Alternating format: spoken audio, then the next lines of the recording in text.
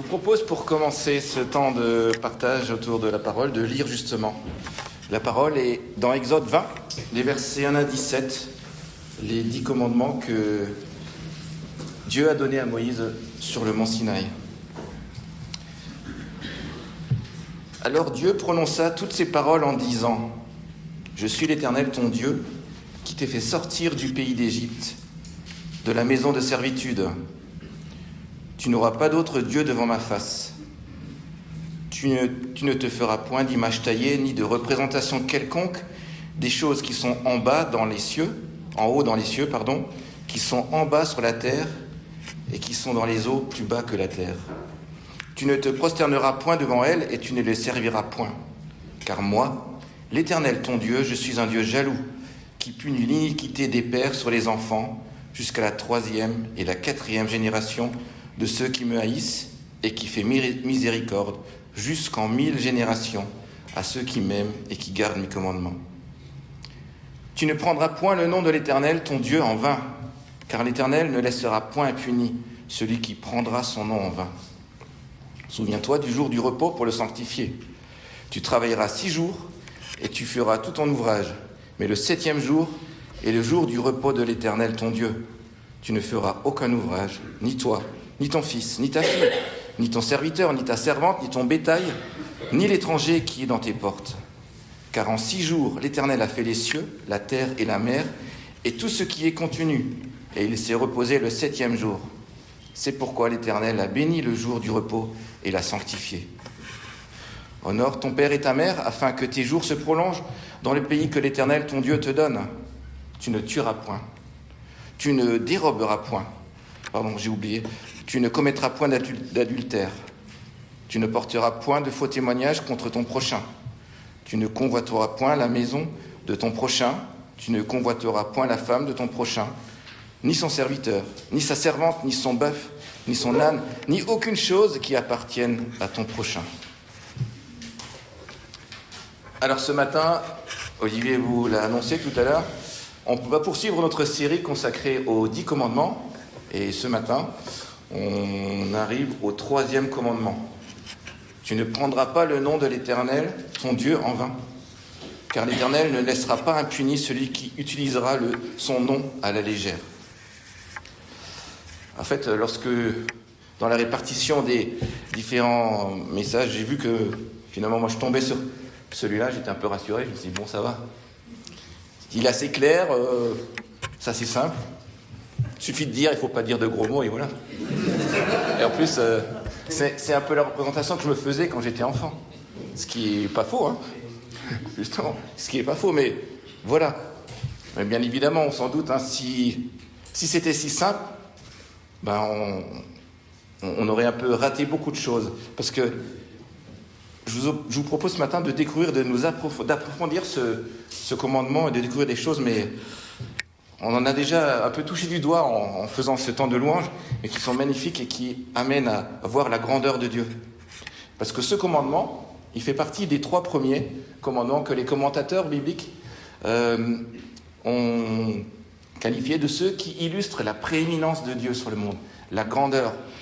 Et le passage de ce matin, il nous invite à cette réflexion, à découvrir ce Seigneur, ce Dieu qui est au-delà de toute chose.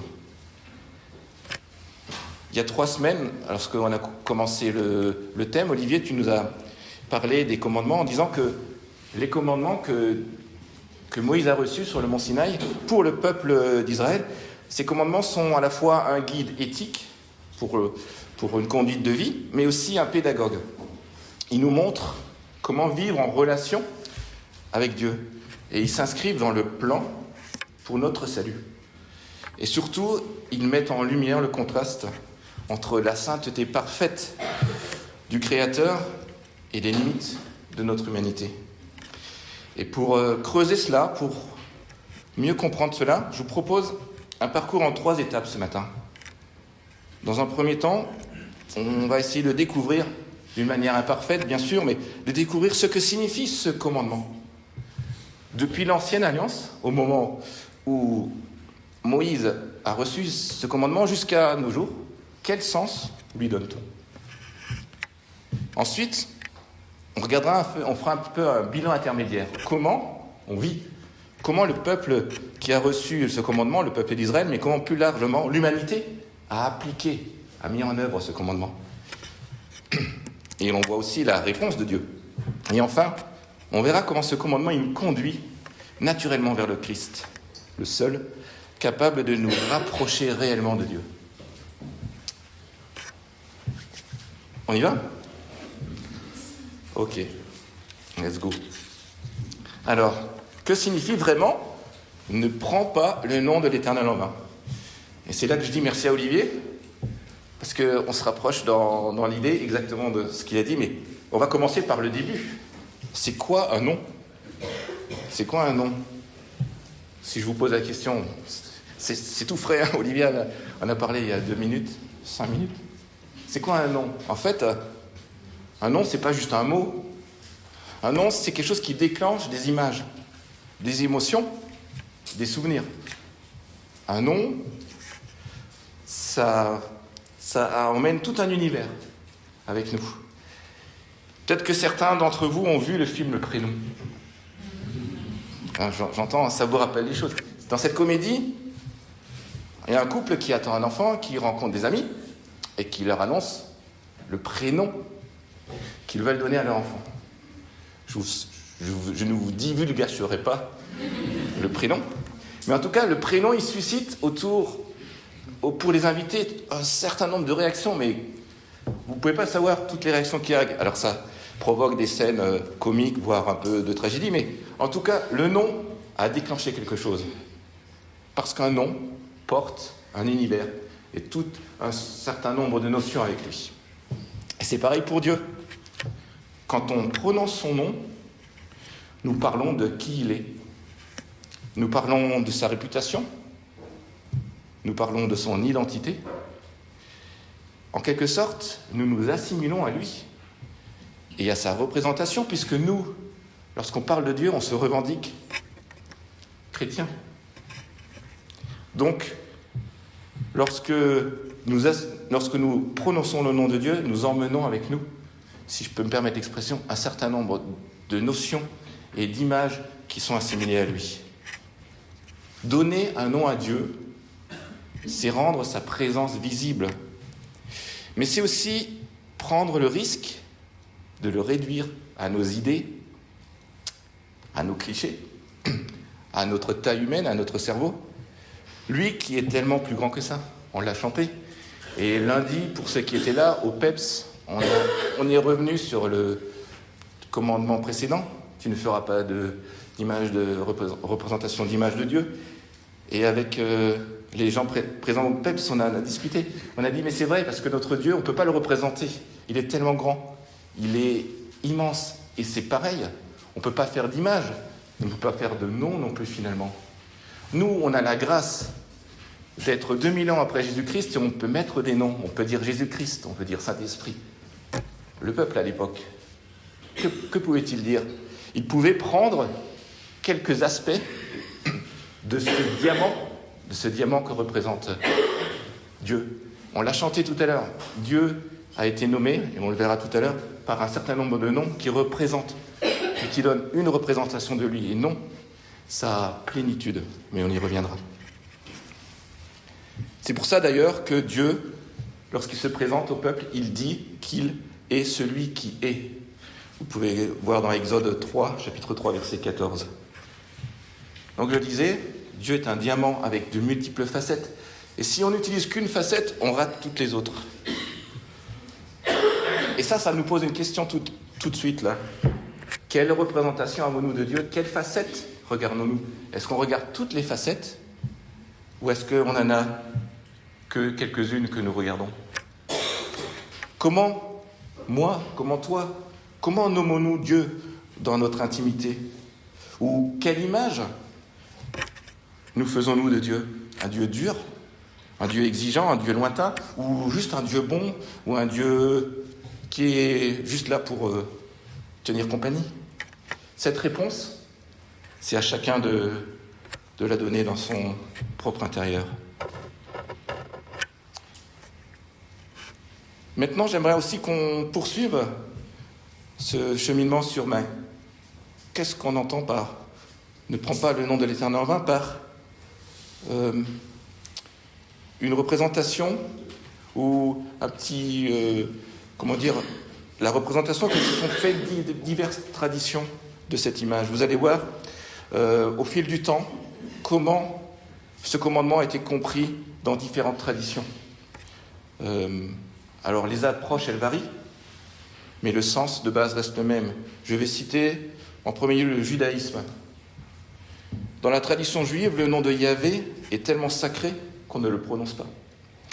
On utilise plutôt des noms, on en a chanté ce matin, Adonai, on dit même Hachem, qui signifie le nom, quand on définit Dieu. Pour eux, pour le judaïsme, prendre le nom de Dieu en vain, c'est le prononcer sans respect. C'est faire un faux serment lorsqu'on promet quelque chose et qu'on n'y tient pas. C'est aussi associer Dieu à une injustice. Et pour cela, pour se protéger de ça, ils protègent le nom de Dieu par le silence. Ils ne le nomment pas. C'est une manière directe pour eux d'obéir à ce commandement. Plus proche de nous, dans notre univers, dans la tradition catholique, le commandement, il interdit le blasphème. Il interdit le parjure et les jurons. J'en parlais tout à l'heure. Et l'usage aussi magique du mot de Dieu. Dieu n'est pas un mot magique qui ouvre des portes. Le commandement, dans la tradition catholique, le commandement touche à la fois aux paroles et aux actes du croyant. Surveille tes paroles. Dans la tradition protestante, l'accent est mis sur la cohérence entre ce que je dis et ce que je fais. On peut très bien ne jamais blasphémer, être très propre sur soi, et pourtant prendre le nom de Dieu en vain, simplement en vivant à l'opposé de ce qu'on affirme croire. Le commandement, donc, il met en avant la responsabilité morale de celui qui porte le nom de Dieu. Et enfin, dans notre milieu, le milieu évangélique, celui que nous sommes ici, le commandement, il touche directement à l'identité et au témoignage. Le prendre en vain, ça serait revendiquer Dieu sans lui obéir. En quelque sorte, être hypocrite. Prendre le nom de Dieu en vain, ça serait aussi invoquer son nom sans refléter son caractère. Ou réduire Dieu à un slogan. Dieu est bon, Dieu t'aime, Dieu est amour. Le commandement, pour nous, rappelle que notre identité en Christ et notre témoignage public sont en jeu. Nous engageons la crédibilité de notre foi. Donc, comme vous pouvez le voir, dans ces 4 approches, les interprétations peuvent varier selon les époques et les cultures ou les sensibilités. Mais elles ne divergent jamais sur le sens fondamental du commandement. La différence, elle porte sur la portée et sur le lieu principal de la transgression. Certains mettent l'accent sur le langage, sur le serment, sur tenir sa parole ou sur la conduite, ou même le témoignage. Mais toutes ces approches s'enrichissent l'une l'autre. On peut y voir une certaine progression aussi. D'un Dieu du peuple, le Dieu du peuple d'Israël, on arrive vers un Dieu personnel. L'application se fait de plus en plus personnelle, voire intime. Le point commun qui demeure, cependant, c'est que le nom de Dieu représente son autorité et son identité. Il faut le respecter. Il faut le respecter et le craindre. Alors moi, dans ma vie professionnelle, j'ai été un moment chargé de responsable de communication de mon entreprise. Et on était particulièrement attentif à une chose. C'était préserver le nom, préserver l'image de l'entreprise par rapport à tout ce qui pouvait nuire à sa réputation, à son image. On était très, très, très pointilleux sur associer, lorsqu'on faisait du sponsoring, associer notre financement, notre accompagnement sur des œuvres ou des actions qui étaient en conformité avec nos valeurs d'entreprise. C'est ça aussi le sens du commandement. Ne pas prendre le nom de l'Éternel en vain, c'est préserver Dieu de tout ce qui pourrait entacher sa réputation. Bien sûr, Dieu, il n'a pas besoin de défenseurs, on le sait. Mais il a besoin de personnes dignes de lui. Je porte le nom que mon Père m'a donné, J'en suis fier et je suis aussi, en quelque sorte, responsable de maintenir la réputation qu'il m'a donnée par mes actes et par mes comportements, par ma manière aussi d'éduquer mes enfants. C'est ma responsabilité. Porter le nom, c'est un honneur, mais c'est aussi un devoir. Alors, je le disais tout à l'heure, en nous proclamant chrétiens, nous nous assimilons à Christ. On l'a dit, je crois que Olivier, tu l'as dit, en tout cas on l'a chanté, nous prenons son nom. Nous devenons aussi ainsi responsables de l'image que nous renvoyons de lui. Ce commandement, donc, il est voulu pour préserver l'honneur et la grandeur de Dieu devant les hommes. Ce commandement n'est pas seulement défensif, tu ne dois pas. Il n'est pas là pour protéger Dieu comme si Dieu était fragile. Il est là pour nous apprendre à vivre en vérité avec lui, pour nous empêcher de manipuler son nom et nous rappeler que nous portons son identité. Prendre le nom de Dieu, c'est-à-dire le nommer et l'utiliser, nous implique et demande le respect. Ce doit être un acte réfléchi. Maintenant que nous avons un petit peu éclairé la signification de ce commandement, voyons dans un second temps comment, en l'occurrence Israël, mais on peut élargir à l'humanité, comment Israël a vécu ce commandement. Je le disais en préambule, les commandements ont été donnés à Moïse sur le mont Sinaï, environ 1200 ans avant la naissance de Jésus-Christ. Et là, maintenant, je vous propose de faire un bond de 600 ans. De ces 1200 ans avant Jésus-Christ, on arrive à moins 600 ans avant Jésus-Christ. Et nous arrivons au temps du prophète Ézéchiel, pendant l'exil à Babylone. Juste pour rapidement préciser, Ézéchiel, c'est un prophète, et il fait partie de ceux qu'on appelle les grands prophètes dans la Bible, aux côtés d'Ésaïe, de Jérémie.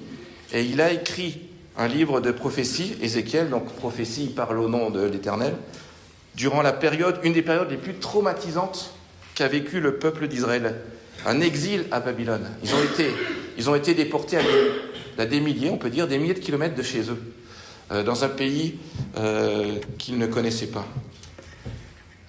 Et je vous propose de lire le passage dans Ézéchiel, chapitre 36, versets 19 à verset 28. Ézéchiel parle au nom de l'Éternel. « Je les ai dispersés parmi les nations, et ils ont été répandus en divers pays. » Il parle du peuple d'Israël. « Je les ai jugés selon leur conduite et selon leurs œuvres. Ils sont arrivés chez les nations où ils allaient, et ils ont profané mon saint nom, en sorte qu'on disait d'eux, c'est les peuples de l'Éternel, c'est de son pays qu'ils sont sortis. Et j'ai voulu sauver l'honneur de mon saint nom, que profanait la maison d'Israël parmi les nations où elle est allée. C'est pourquoi, dis à la maison d'Israël, ainsi parle le Seigneur l'Éternel, ce n'est pas à cause de vous que j'agis de la sorte, maison d'Israël, c'est à cause de mon saint nom que vous avez profané parmi les nations où vous êtes allés. Je sanctifierai mon grand nom qui a été profané parmi les nations, que vous avez profané au milieu d'elles. Et les nations sauront que je suis l'Éternel, dit le Seigneur, l'Éternel, quand je serai sanctifié par vous sous leurs yeux. Je vous retirerai d'entre les nations, je vous rassemblerai de tous les pays et je vous ramènerai dans votre pays. Je répandrai sur vous une eau pure et vous serez purifiés. Je vous purifierai de toutes vos souillures et de toutes vos idoles. Je vous donnerai un cœur nouveau et je mettrai en vous un esprit nouveau. J'ôterai de votre corps le cœur de pierre et je vous donnerai un cœur de chair. Je mettrai mon esprit en vous et je ferai en sorte que vous suiviez mes ordonnances et que vous observiez et pratiquiez mes lois. Vous habiterez le pays que j'ai donné à vos pères, vous serez mon peuple et je serai votre Dieu. Voici le constat de Dieu. Un constat sévère, vous me direz. C'est un peu la chronique d'un échec annoncé. Il dit, au verset 20, « Ils ont profané mon saint nom parmi les nations », en parlant de son peuple. 5 fois, Ézéchiel utilise le mot « profaner ». C'est un mot fort. Et il montre l'étendue de la colère et de la déception de Dieu. Israël n'a pas seulement mal parlé de Dieu, il a défiguré Dieu par sa conduite. Les nations regardaient Israël et disaient « c'est le peuple de l'Éternel et ils sont sortis de son pays ». Le verset 20. En gros, qu'est-ce qu'il dit ce verset? En gros, il dit que les gens disent « ce peuple se réclame de Dieu, mais ils font n'importe quoi ». Leur vie rendait Dieu méprisable. Leur témoignage détruisait son image. Ils ont porté atteinte à la réputation de Dieu. Et c'est exactement ce que le commandement voulait éviter. Prendre le nom de Dieu en vain, ce n'est pas seulement mal parler, c'est porter son nom sans lui ressembler. Le commandement agit comme un révélateur de l'impuissance et de l'inconséquence humaine. Et posons-nous la question, mais pourquoi le peuple d'Israël est en exil? Parce que Dieu avait dit « Je ne laisserai point impuni celui qui prendra mon nom en vain ». Deuxième partie du commandement. Cette partie, elle est un peu moins connue. En tout cas, moi, je l'avoue, je passe rapidement dessus. Mais elle est bien réelle. C'est écrit. Et ce qui est écrit, Dieu l'accomplit. Ceci doit nous rendre attentifs à cette première partie du commandement. Soyons respectueux du nom de Dieu et de l'usage qu'on en fait, à titre personnel, mais aussi à titre communautaire. Veillons à cela. Bien trop des fois dans l'histoire, bien trop de fois dans l'histoire, mais aussi dans le présent, le nom de Dieu a servi à justifier des excès.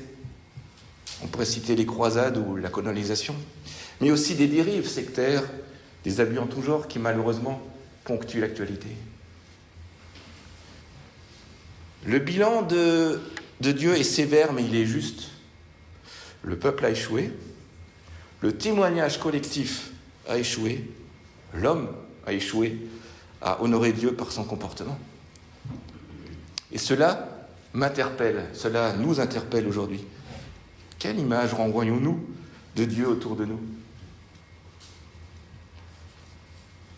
Que voit-on de lui dans nos vies? Notre témoignage attire-t-il ou repousse-t-il? Nous voulons rayonner Christ simplement là où nous sommes. Ça vous parle? C'est notre défi en Église. C'est aussi notre engagement.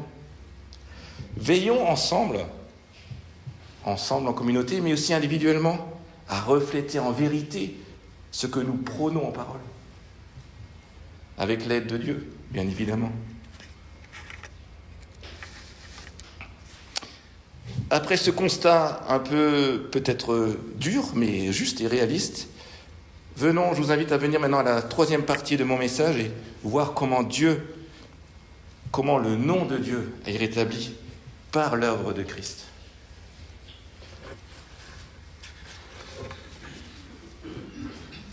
Ce qui est encourageant dans le texte d'Ézéchiel, d'ailleurs dans tout le récit de la Bible, c'est que Dieu, il ne s'arrête pas au constat et à la sanction.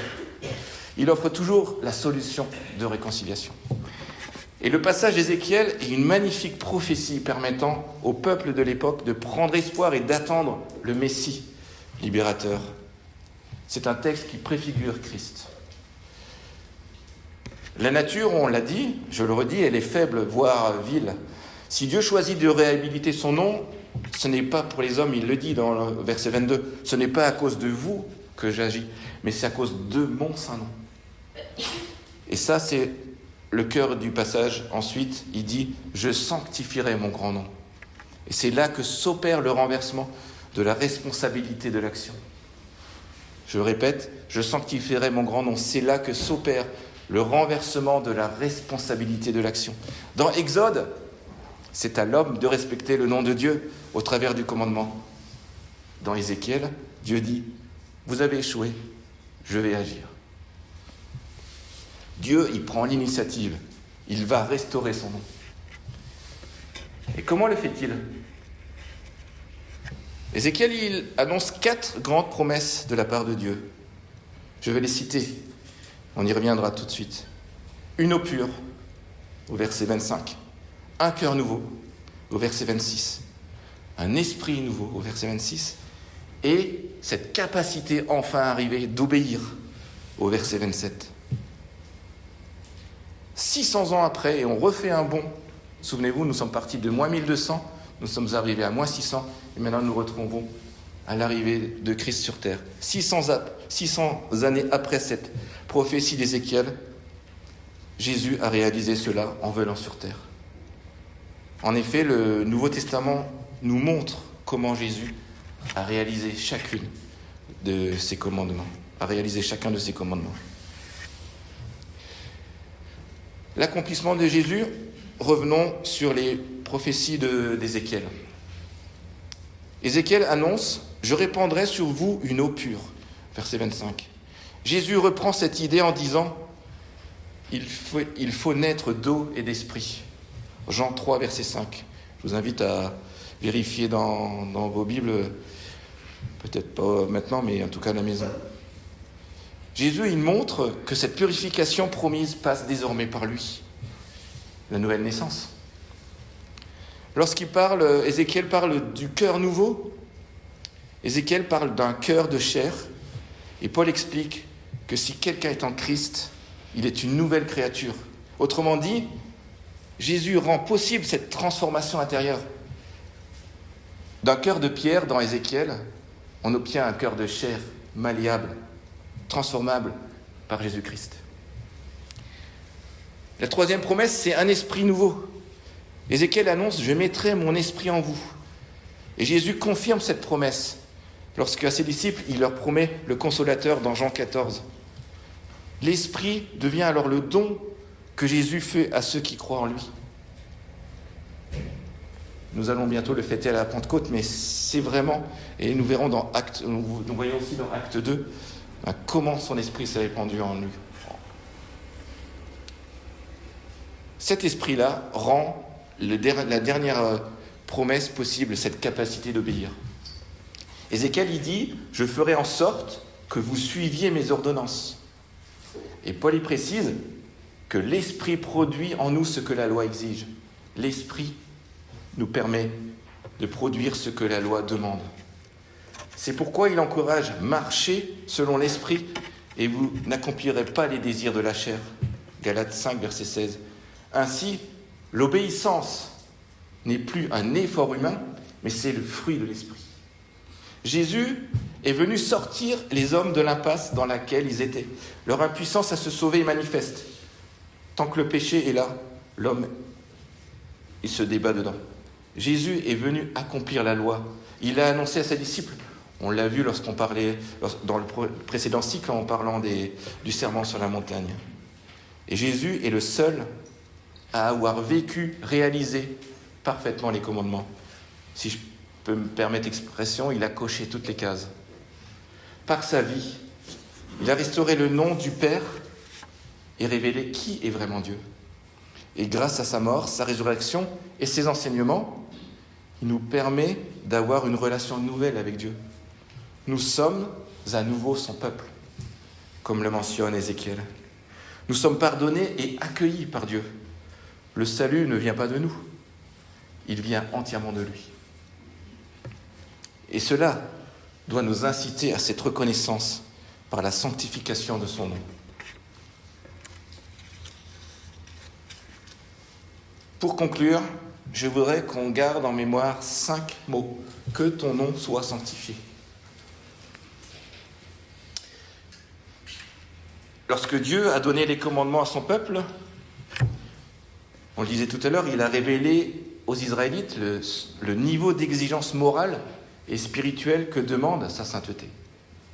On ne s'approche pas de Dieu à la légère, ni avec familiarité. Cette alliance, elle servait de guide et montrait clairement la place de chacun. Dieu d'un côté, l'homme de l'autre. Cependant, Christ est venu pour accomplir ses commandements. Et grâce à lui, l'accès à Dieu est désormais ouvert. Nous pouvons prononcer son nom librement et nous approcher de lui sans crainte. Ainsi, ce qui était autrefois une interdiction devient maintenant une invitation.